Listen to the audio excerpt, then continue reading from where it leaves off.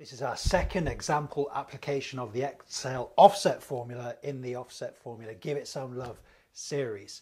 So in the first example, we had a simple example using the offset formula. In this example, we're moving on to something a little bit more complicated, but which is going to harness the unique qualities of the offset formula to allow us to dynamically sum a range. Okay, if that doesn't make sense yet, don't worry.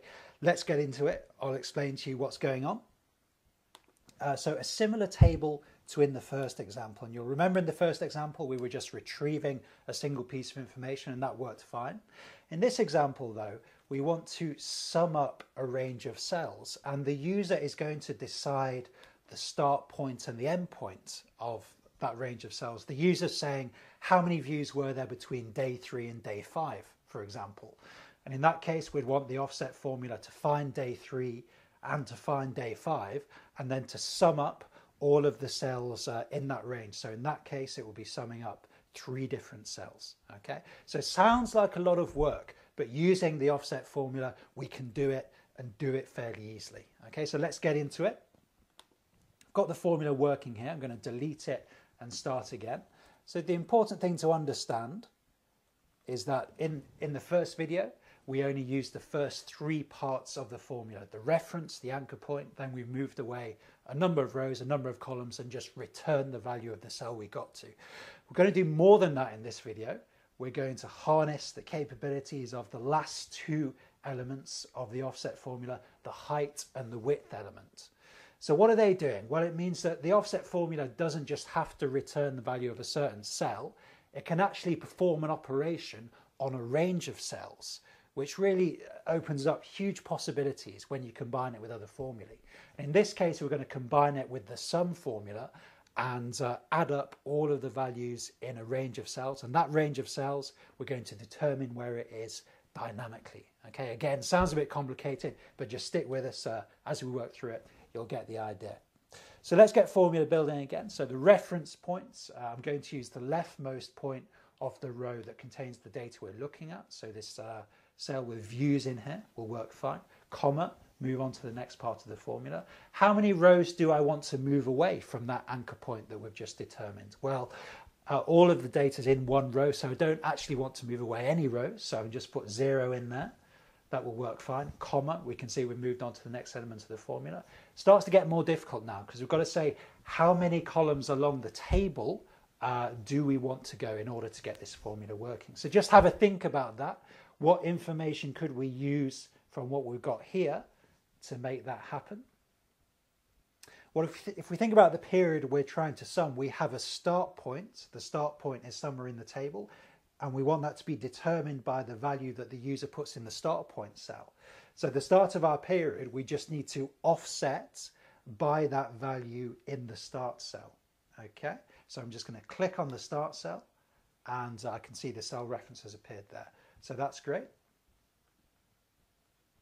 Moving on to the next element of the formula, which is the height element. So here we're saying in the range we're looking at, how high is it? Okay, which means how many rows does that range consist of? Well, we just have 1 row, so we can just put a 1 in there. And then finally, it's asking us how wide, so how many columns are in the range we're looking at. Remember, the range is the cells that we're trying to add up. Okay, so this is slightly more difficult, but again, think about it. From the information we've got, how could we calculate how many columns would be in that range? Well, if we think about it, we have a start point and an end point. We know the start point is going to be before the end point, so we could just subtract the start point from the end point, and that would give us the period that we want to look at. We can do that quite easily in a formula. So we're going to take the end point and subtract the start point from it. Okay, so it's going to look something like that. So that's the offset element of what we're doing. We've got our anchor point, we've moved away a certain number of rows, certain number of columns, and then we've specified a range that we want to look at. Okay, because we want to sum up the cells in that range. Okay, now we're going to add another element. Remember, Excel gets really exciting when you start combining formulae together. We're going to add the sum formula here, and the sum formula is going to just add up the range that the offset formula is pointing to. That's how the two formulae are working together. So we're going to embed the offset formula in the sum formula there. So it should look something like that. Okay. Then let's hit enter, see what's happening. Okay, so we can see it's not quite there yet, but that's absolutely normal in formula building. When I'm building formulae, very rarely get it right first time. It's perfectly okay to try it out and then play with it, make some adjustments. That's the case here. We can see that the formula isn't quite right because the user is asking us to sum the views from days 1 and 2. Okay, we can see we've only got the views from day 1 there. Okay, but I think I know where the problem is. If we look at the width component of the formula, we said the ends cell minus the start cell. So it's currently doing 2 minus 1, which is 1. So the width of the range we're looking at is only 1 column at the moment, which isn't right. Okay, so I'm just going to make a small adjustment here, and let's say C9 minus C8 plus 1. That's going to mean that we add an additional column to the range we're looking at. Should get the job done. Okay, again, don't be scared, test it out. Let's see what happens. Okay, 1688, that looks about right. 864 plus 824 is 1688. Didn't do that in my head, just outside of your screenshot I can see the sum. Okay, so that seems to work well. So let's try day 1 to day 4. So the sum and offset formulae are saying 3143, and I'm just checking that, and that seems to be accurate. Okay. One more example. So let's move the start day to day 3, move the end day to day 10, and now it's summing up all of the cells in this range. It says 5,838. You can test it out yourself if you want, and I can see that that looks accurate. Okay.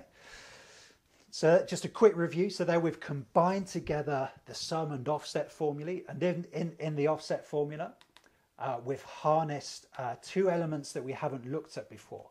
These are the last 2 elements, the height and the width element. So not only is offset going to a point in the spreadsheet, moving away from an anchor point, going somewhere in the spreadsheet, when it gets there, it's saying, well, how many cells do you want me to refer to? Shall I refer to a single cell, or do you want to specify a range to refer to?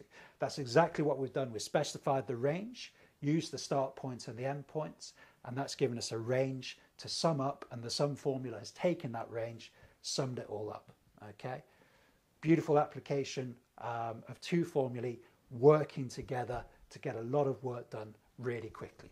Okay, so that's the offset formula, and that's the capabilities that you get through when you start using the height and the width components. Okay, so I think really cool, this kind of thing I absolutely love.